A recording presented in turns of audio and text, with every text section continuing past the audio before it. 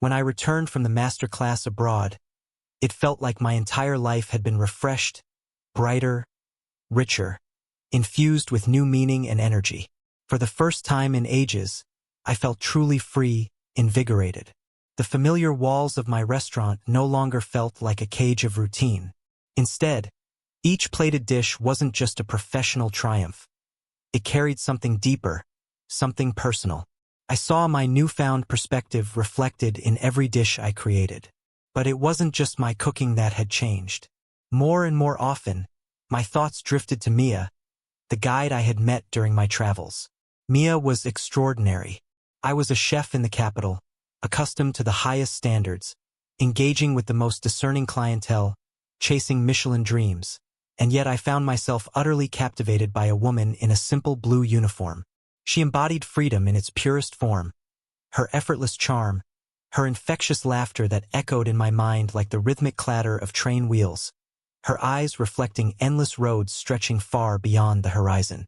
She was like a gust of wind that pulled me into a whirlwind. Our connection was effortless, natural. We started by talking about life, trains, and food, but before I knew it, it had become something more. Late-night messages turned into long calls, and every time my phone lit up with her name, warmth spread through me. Eventually, I invited her to visit, and from that moment, our romance unfolded like a rushing river. Mia was fascinated by my world. Restaurants, social circles, places where she had once visited only as a traveler. We explored the best corners of the city together. I introduced her to my colleagues, and she in turn introduced me to the world of railways. Her nocturnal adventures, fleeting encounters with strangers, and stories that unfolded between stations. We wandered the streets at night, laughing until our sides hurt, hugging each other in the quiet hours, talking endlessly as if we were afraid to lose even a second apart. We got married quickly, and it seemed like it would be like this forever. But then everything changed.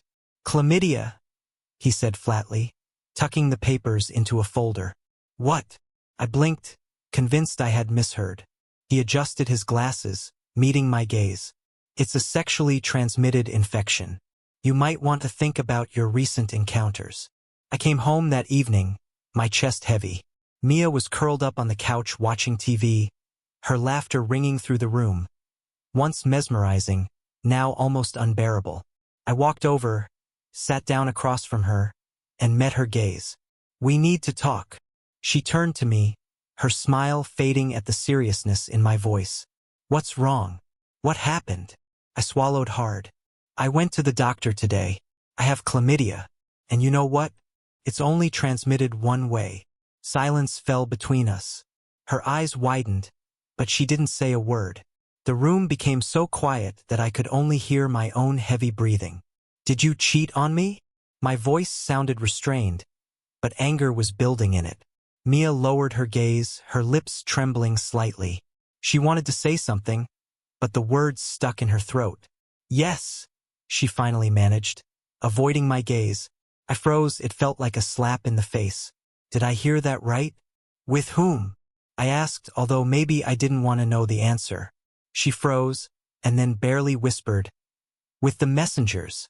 Her voice was trembling. "It was a long time ago, since my youth.